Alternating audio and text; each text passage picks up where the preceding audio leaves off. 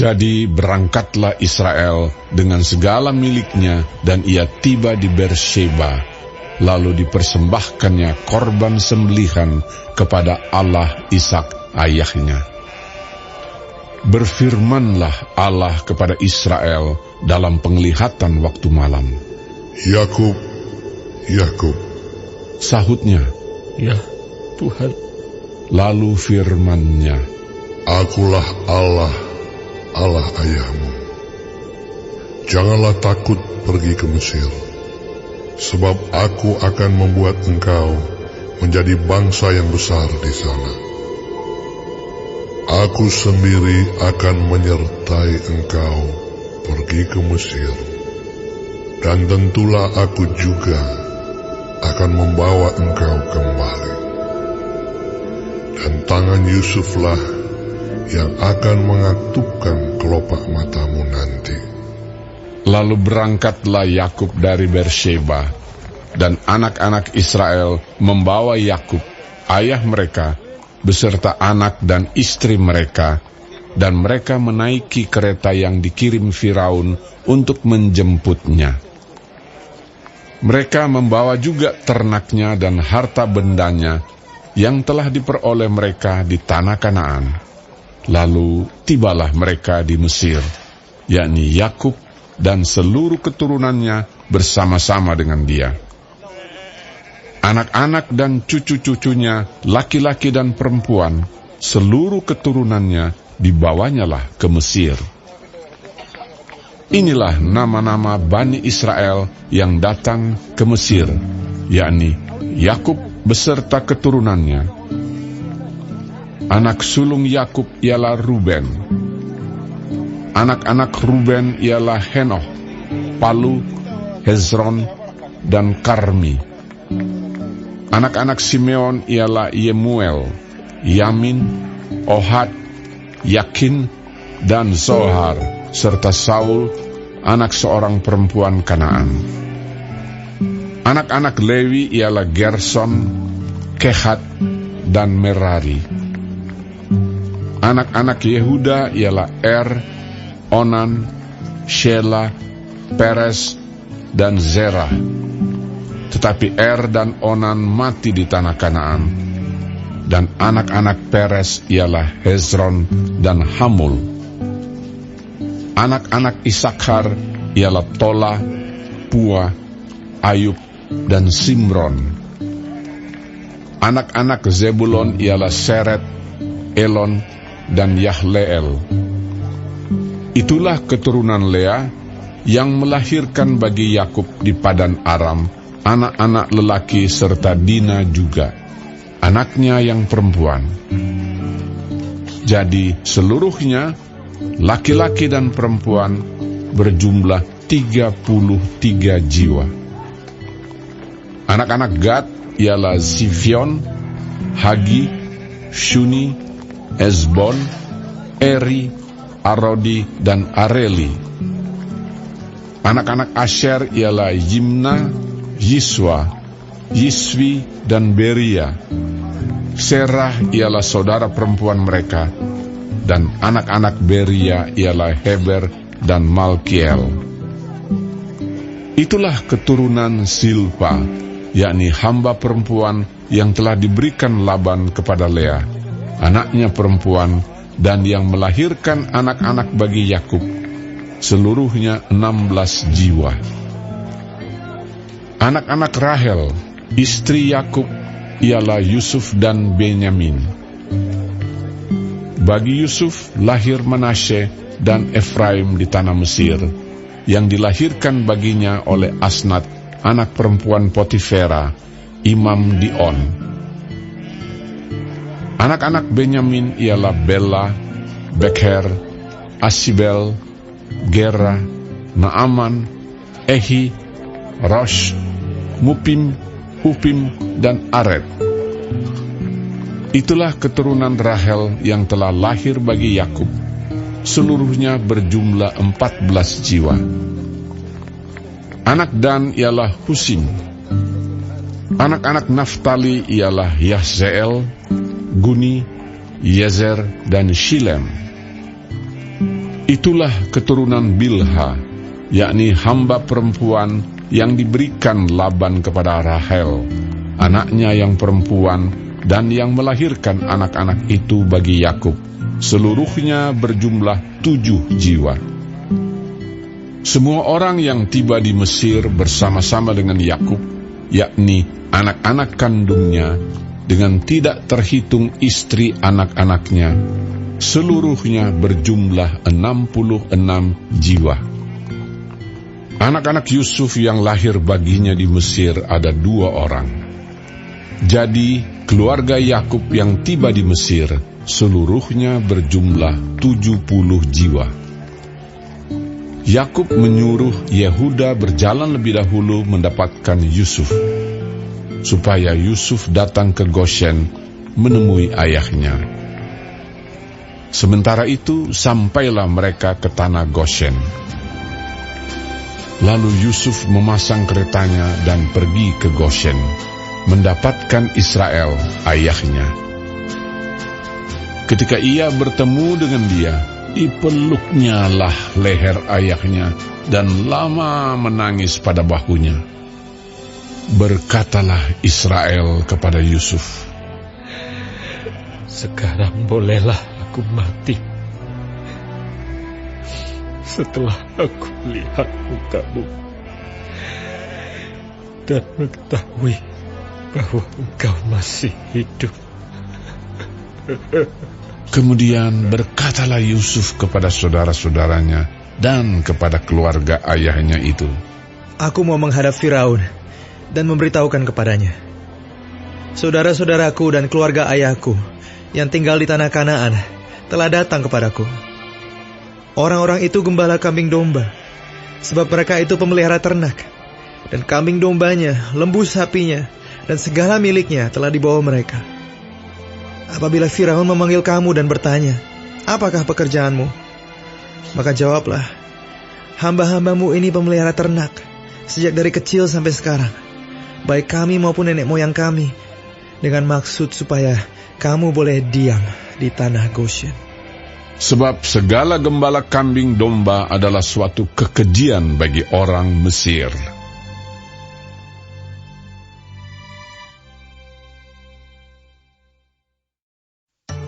Kemudian pergilah Yusuf memberitahukan kepada Firaun, "Ayahku dan saudara-saudaraku, beserta kambing dombanya, lembu sapinya, dan segala miliknya, telah datang dari tanah Kanaan, dan sekarang mereka ada di tanah Goshen." Dari antara saudara-saudaranya itu dibawanya 5 orang menghadap Firaun. Firaun bertanya kepada saudara-saudara Yusuf itu, "Apakah pekerjaanmu?" Jawab mereka kepada Firaun, "Hamba-hambamu ini gembala domba, baik kami maupun nenek moyang kami."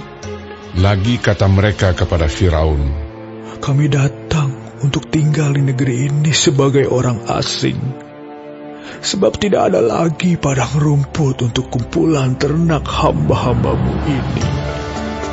Karena hebat kelaparan itu di tanah Kanaan, maka sekarang izinkanlah hamba-hambamu ini menetap di tanah Goshen." Lalu berkatalah Firaun kepada Yusuf, "Ayahmu dan saudara-saudaramu telah datang kepadamu. Tanah Mesir ini terbuka untukmu. Tunjukkanlah kepada ayahmu dan kepada saudara-saudaramu tempat menetap di tempat yang terbaik dari negeri ini. Biarlah mereka diam di tanah Goshen. Dan jika engkau tahu di antara mereka orang-orang yang tangkas, tempatkanlah mereka menjadi pengawas ternakku." Yusuf membawa juga Yakub, ayahnya, menghadap Firaun. Lalu Yakub memohonkan berkat bagi Firaun. Kemudian bertanyalah Firaun kepada Yakub, "Sudah berapa tahun umurmu?" Jawab Yakub kepada Firaun, Tahun-tahun pengembaranku sebagai orang asing berjumlah 130 tahun. Tahun-tahun hidupku itu sedikit saja dan buruk adanya, tidak mencapai umur nenek moyangku, yakni jumlah tahun mereka mengembara sebagai orang asing. Lalu Yakub memohonkan berkat bagi Firaun. Sesudah itu keluarlah ia dari depan Firaun. Yusuf menunjukkan kepada ayahnya dan saudara-saudaranya tempat untuk menetap dan memberikan kepada mereka tanah milik di tanah Mesir, di tempat yang terbaik di negeri itu, di tanah Rameses, seperti yang diperintahkan Firaun. Dan Yusuf memelihara ayahnya, saudara-saudaranya, dan seisi rumah ayahnya dengan makanan menurut jumlah anak-anak mereka. Di seluruh negeri itu tidak ada makanan, sebab kelaparan itu sangat hebat, sehingga seisi tanah Mesir dan tanah Kanaan lemah lesu karena kelaparan itu. Maka Yusuf mengumpulkan segala uang yang terdapat di tanah Mesir dan di tanah Kanaan, yakni uang pembayar gandum yang dibeli mereka. Dan Yusuf membawa uang itu ke dalam istana Firaun. Setelah habis uang di tanah Mesir dan di tanah Kanaan, datanglah semua orang Mesir menghadap Yusuf serta berkata, Berilah makanan kepada kami. Mengapa kami harus mati di depanmu? Sebab tidak ada lagi uang. Jawab Yusuf, Jika tidak ada lagi uang, berilah ternakmu, maka aku akan memberi makanan kepadamu sebagai ganti ternakmu itu. Lalu mereka membawa ternaknya kepada Yusuf, dan Yusuf memberi makanan kepada mereka ganti kuda, kumpulan kambing domba, dan kumpulan lembu sapi dan keledainya. Jadi disediakannyalah bagi mereka makanan ganti segala ternaknya pada tahun itu.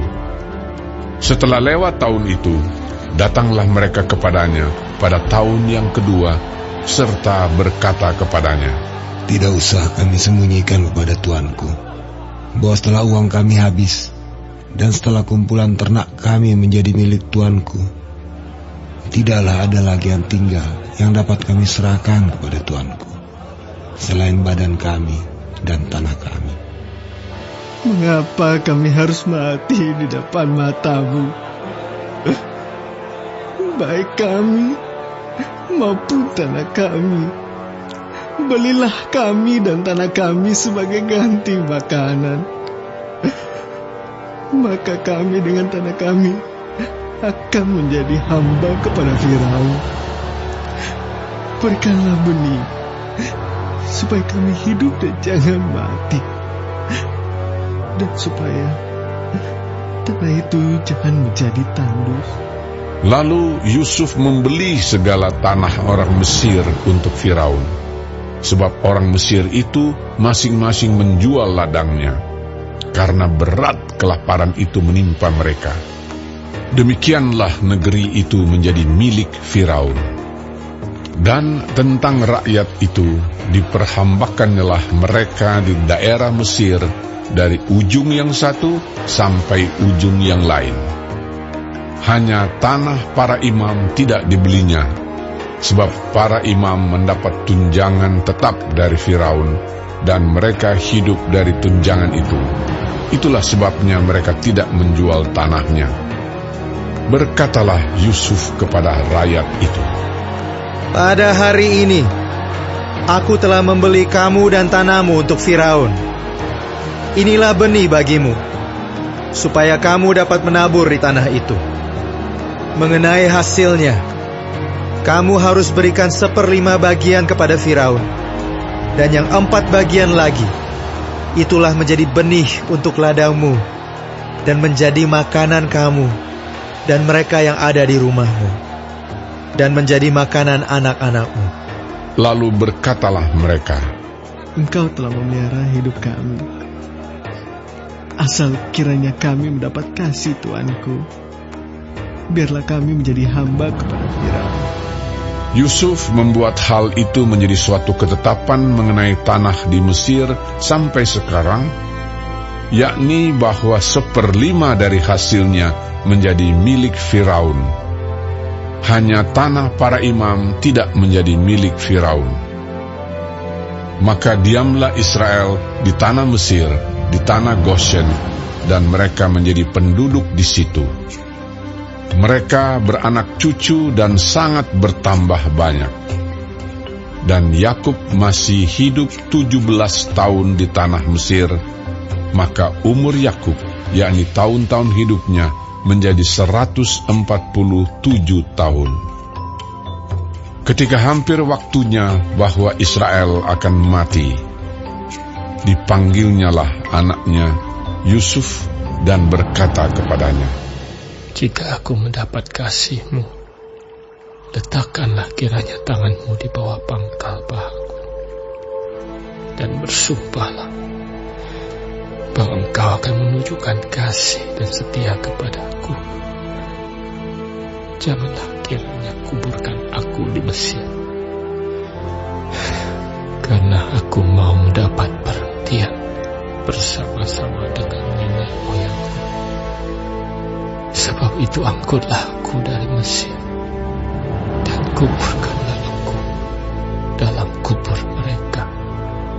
Jawabnya, Aku akan berbuat seperti katamu itu. kemudian kata Yakub, Bersumpahlah kepadaku. maka Yusuf pun bersumpah kepadanya. Lalu sujudlah Israel di sebelah kepala tempat tidurnya.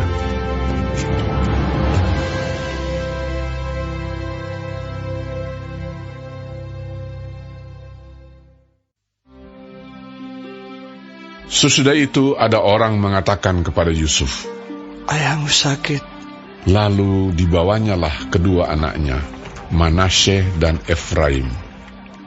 Ketika diberitahukan kepada Yakub, Telah datang anakmu Yusuf kepadamu. maka Israel mengumpulkan segenap kekuatannya dan duduklah ia di tempat tidurnya. Berkatalah Yakub kepada Yusuf, Allah yang Maha Kuasa telah menampakkan diri kepadaku di Luz, di tanah Kanaan, dan memberkati aku, serta berfirman kepadaku, Akulah yang membuat engkau beranak cucu, dan aku akan membuat engkau bertambah banyak, dan menjadi sekumpulan bangsa-bangsa. Aku akan memberikan negeri ini kepada keturunanmu, untuk menjadi miliknya sampai selama-lamanya. Maka sekarang kedua anakmu yang lahir bagimu di tanah Mesir, sebelum aku datang kepadamu ke Mesir, akulah yang mempunyai mereka. Akulah yang akan mempunyai Efraim dan Manasye, sama seperti Ruben dan Simeon. Dan keturunanmu yang kau peroleh sesudah mereka, engkaulah yang mempunyai. Tetapi dalam pembagian warisan, nama mereka akan disebutkan berdasarkan nama kedua saudaranya itu. Kalau aku pada waktu perjalananku dari Padan, aku kematian Rahel di tanah Kanaan di jalan, ketika kami tidak berapa jauh lagi dari Efrata, dan aku menguburkannya di sana, di sisi jalan ke Efrata, yaitu Bethlehem. Ketika Israel melihat anak-anak Yusuf itu, bertanyalah ia, Siapakah ini? Jawab Yusuf kepada ayahnya, Inilah anak-anakku yang telah diberikan Allah kepadaku di sini. Maka kata Yakub, Dekatkanlah mereka kepadaku, supaya aku berkati mereka. adapun mata Israel telah kabur karena tuanya, jadi ia tidak dapat lagi melihat. Kemudian Yusuf mendekatkan mereka kepada ayahnya, dan mereka dicium serta didekat oleh ayahnya. Lalu berkatalah Israel kepada Yusuf, "Tidak kusangka-sangka bahwa aku akan melihat mukamu lagi. Tetapi sekarang Allah bahkan memberi aku melihat keturunanmu." Lalu Yusuf menarik mereka dari antara lutut ayahnya, dan ia sujud dengan mukanya sampai ke tanah. Setelah itu Yusuf memegang mereka keduanya, dengan tangan kanan dipegangnya Efraim, yaitu di sebelah kiri Israel, dan dengan tangan kiri Manasye, yaitu di sebelah kanan Israel. Lalu didekatkannyalah mereka kepadanya. Tetapi Israel mengulurkan tangan kanannya dan meletakkannya di atas kepala Efraim, walaupun ia yang bungsu, dan tangan kirinya di atas kepala Manasye. Jadi tangannya bersilang, walaupun Manasye yang sulung. Sesudah itu diberkatinyalah Yusuf, katanya, "Nenekku dan ayahku, Abraham dan Ishak, telah hidup di hadapan Allah. Allah itu sebagai Allah yang telah menjadi gembalaku selama hidupku sampai sekarang, dan sebagai malaikat yang telah melepaskan aku dari segala bahaya. Dialah kiranya yang memberkati orang-orang muda ini, sehingga namaku serta nama nenek dan bapakku, Abraham dan Ishak, termasyhur oleh karena mereka, dan sehingga mereka bertambah-tambah menjadi jumlah yang besar di bumi." Ketika Yusuf melihat bahwa ayahnya meletakkan tangan kanannya di atas kepala Efraim, hal itu dipandangnya tidak baik. Lalu dipegangnya tangan ayahnya untuk memindahkannya dari atas kepala Efraim ke atas kepala Manasye. Katanya kepada ayahnya, "Janganlah demikian, ayahku, sebab inilah yang sulung. Letakkanlah tangan kananmu ke atas kepalanya." Tetapi ayahnya menolak, katanya, "Aku tahu, anakku, aku tahu. Ia juga akan menjadi suatu bangsa, dan ia juga akan menjadi besar kuasanya. Walaupun begitu, adiknya akan lebih besar kuasanya daripadanya, dan keturunan adiknya itu akan menjadi sejumlah besar bangsa-bangsa." Lalu diberkatinyalah mereka pada waktu itu, katanya, "Dengan menyebutkan namamu lah orang Israel akan memberkati. Demikian Allah kiranya membuat engkau seperti Efraim dan seperti Manasye." Demikianlah didahulukannya Efraim daripada Manasye. Kemudian berkatalah Israel kepada Yusuf, "Tak lama lagi aku akan mati, tapi Allah akan menyertai kamu dan membawa kamu kembali ke negeri nenek moyangmu. Dan sekarang aku memberikan kepadamu sebagai kelebihanmu daripada saudara-saudaramu suatu punggung gunung yang kurebut dengan pedang dan panahku dari tangan orang Amori."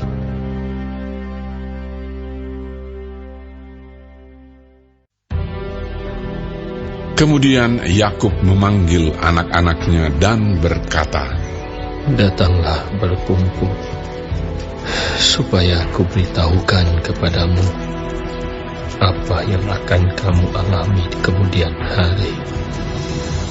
Berhimpunlah kamu dan dengarlah, ya anak-anak Yakub, dengarlah kepada Israel, ayahmu. Ruben, engkaulah anak sulungku, kekuatanku, dan permulaan kegagahanku. Engkaulah yang terutama dalam keluhuran, yang terutama dalam kesanggupan.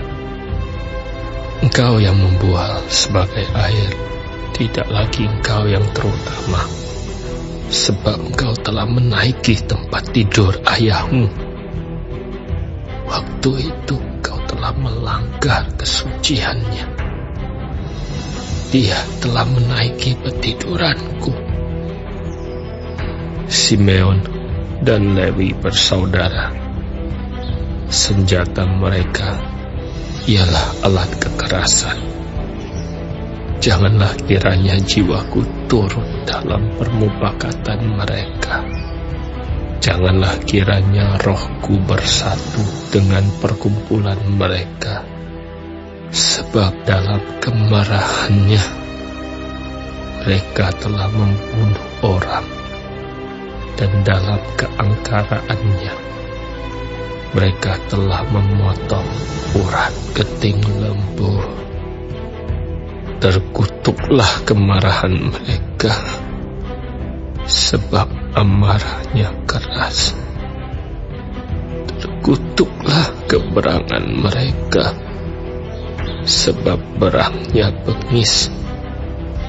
Aku akan membagi-bagikan mereka di antara anak-anak Yakub, dan menyerahkan mereka di antara anak-anak Israel. Yehuda, engkau akan dipuji oleh saudara-saudaramu. Tanganmu akan menekan tengkuk musuhmu. Kepadamu akan sujud anak-anak ayahmu. Yehuda adalah seperti anak singa. Setelah menerkam, engkau naik ke suatu tempat yang tinggi, hai anakku. Ia meniarap dan berbaring seperti singa jantan, atau seperti singa betina. Siapakah yang berani membangunkannya? Tongkat kerajaan tidak akan beranjak dari Yehuda, ataupun lambang pemerintahan dari antara kakinya, sampai dia datang yang berhak atasnya. Maka kepadanya akan takluk bangsa-bangsa. Ia akan menambatkan keledainya pada pohon anggur, dan anak keledainya pada pohon anggur pilihan. Ia akan mencuci pakaiannya dengan anggur, dan bajunya dengan darah buah anggur. Matanya akan merah karena anggur, dan giginya akan putih karena susu. Zebulon akan diam di tepi pantai laut. Ia akan menjadi pangkalan kapal, dan batasnya akan bersisi dengan Sidon. Isakar adalah seperti keledai yang kuat tulangnya, yang meniarap di apit bebannya. Ketika dilihatnya bahwa perhentian itu baik dan negeri itu permai, maka disendengkannya lah bahunya untuk memikul, lalu menjadi budak Rodi. Adapun Dan, ia akan mengadili bangsanya sebagai salah satu suku Israel. Semoga Dan menjadi seperti ular di jalan, seperti ular beludak di denai, yang memakut tumit kuda sehingga penunggangnya jatuh ke belakang. Aku menanti-nantikan keselamatannya daripadamu, ya Tuhan. Kan ia akan diserang oleh gerombolan, tetapi ia akan menyerang tumit mereka. Asher, makanannya akan limpah mewah, dan ia akan memberikan santapan raja-raja. Naftali adalah seperti rusa betina yang terlepas. Ia akan melahirkan anak-anak indah. Yusuf adalah seperti pohon buah-buahan yang muda. Pohon buah-buahan yang muda pada mata air. Dahan-dahannya naik mengatasi tembok. Walaupun pemanah-pemanah telah mengusiknya, memanahnya dan menyerbunya, namun panahnya tetap kokoh dan lengan tangannya tinggal liat. Oleh pertolongan yang maha kuat pelindung Yakub, oleh sebab gembalanya gunung batu Israel, oleh Allah ayahmu yang akan menolong engkau, dan oleh Allah yang maha kuasa yang akan memberkati engkau dengan berkat dari langit di atas, dengan berkat samudra raya yang letaknya di bawah, dengan berkat buah dada dan kandungan. Berkat ayahmu melebihi berkat gunung-gunung yang sejak dahulu, yakni yang paling sedap di bukit-bukit yang berabad-abad. Semuanya itu akan turun ke atas kepala Yusuf, ke atas batu kepala orang yang teristimewa di antara saudara-saudaranya. Benyamin adalah seperti serigala yang menerkam. Pada waktu pagi ia memakan mangsanya, dan pada waktu petang ia membagi-bagi rampasannya. Itulah semuanya suku Israel, 12 jumlahnya. Dan itulah yang dikatakan ayahnya kepada mereka ketika ia memberkati mereka. Tiap-tiap orang diberkatinya dengan berkat yang diuntukkan kepada mereka masing-masing. Kemudian berpesanlah Yakub kepada mereka, apabila aku nanti dikumpulkan kepada kaum leluhurku, kuburkanlah aku di sisi nenek moyangku dalam gua yang di ladang Efron orang Het itu, dalam gua yang di ladang Makpela di sebelah timur Makmre di tanah Kanaan, ladang yang telah dibeli Abraham dari Efron orang Het itu untuk menjadi kuburan milik. Disitulah dikuburkan Abraham beserta Sarah istrinya. Disitulah dikuburkan Ishak beserta Ribka istrinya, dan disitulah juga kukuburkan Lea.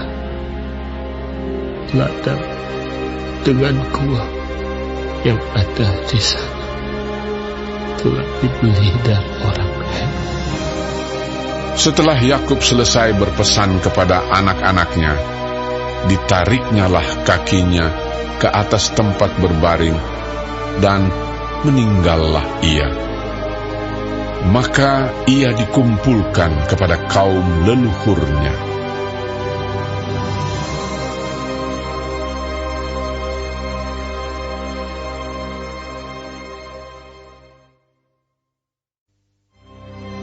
Lalu Yusuf merebahkan dirinya mendekat muka ayahnya, serta menangisi dan mencium dia. Dan Yusuf memerintahkan kepada tabib-tabib, yaitu hamba-hambanya, untuk merempah-rempahi mayat ayahnya. Maka tabib-tabib itu merempah-rempahi mayat Israel. Hal itu memerlukan 40 hari lamanya, sebab demikianlah lamanya waktu yang diperlukan untuk merempah-rempahi, dan orang Mesir menangisi dia 70 hari lamanya.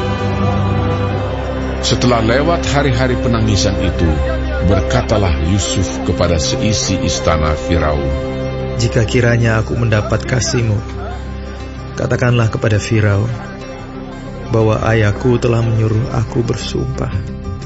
Katanya, tidak lama lagi aku akan mati dalam kuburku yang telah kugali di tanah Kanaan.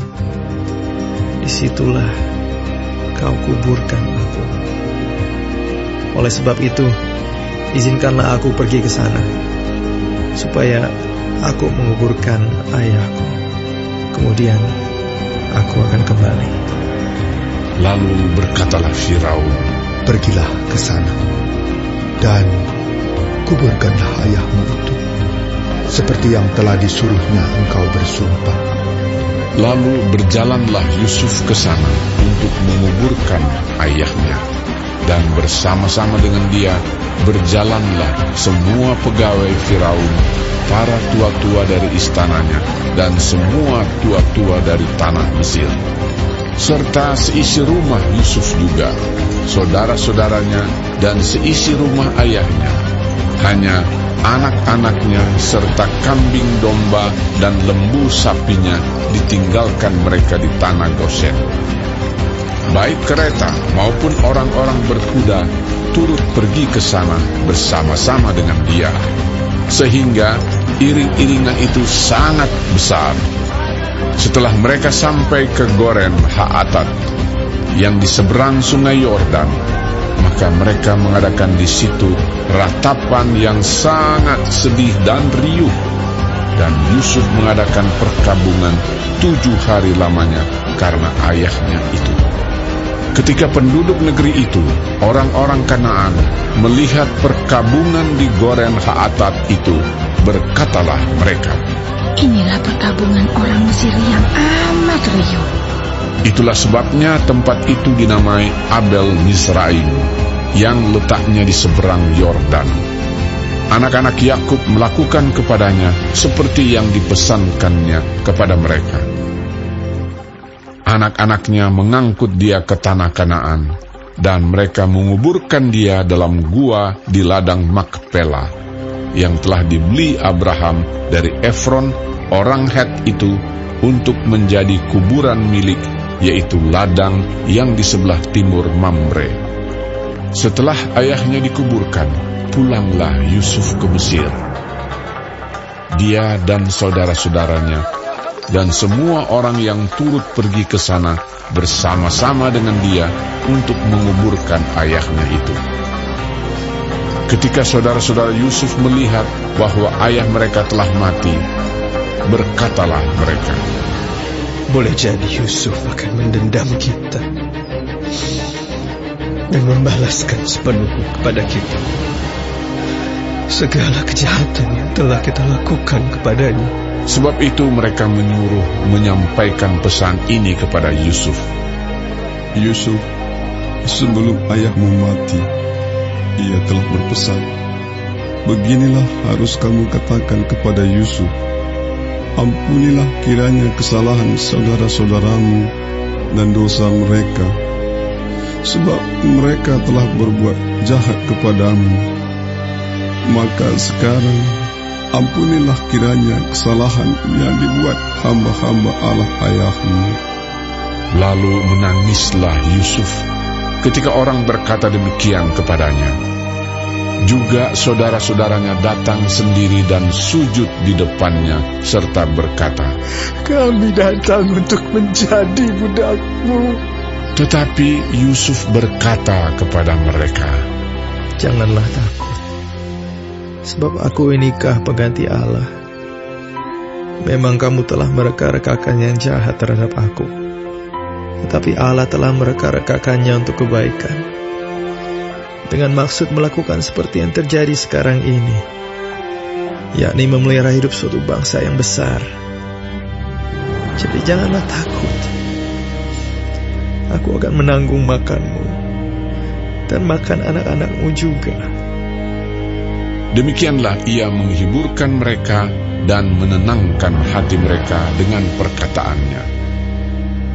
Adapun Yusuf, ia tetap tinggal di Mesir beserta kaum keluarganya, dan Yusuf hidup 110 tahun.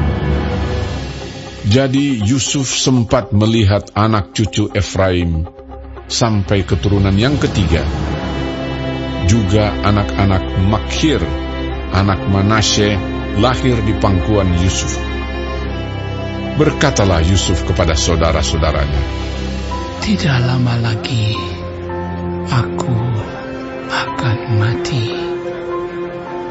Tentu Allah akan memperhatikan kamu dan membawa kamu keluar dari negeri ini ke negeri yang telah dijanjikannya dengan sumpah kepada Abraham, Ishak, dan Yakub. Lalu Yusuf menyuruh anak-anak Israel bersumpah, katanya, Tentu Allah akan memperhatikan kamu. Pada waktu itu, kamu harus membawa tulang-tulangku dari sini. Kemudian matilah Yusuf, berumur 110 tahun. Mayatnya dirempah-rempahi dan ditaruh dalam peti mati di Mesir.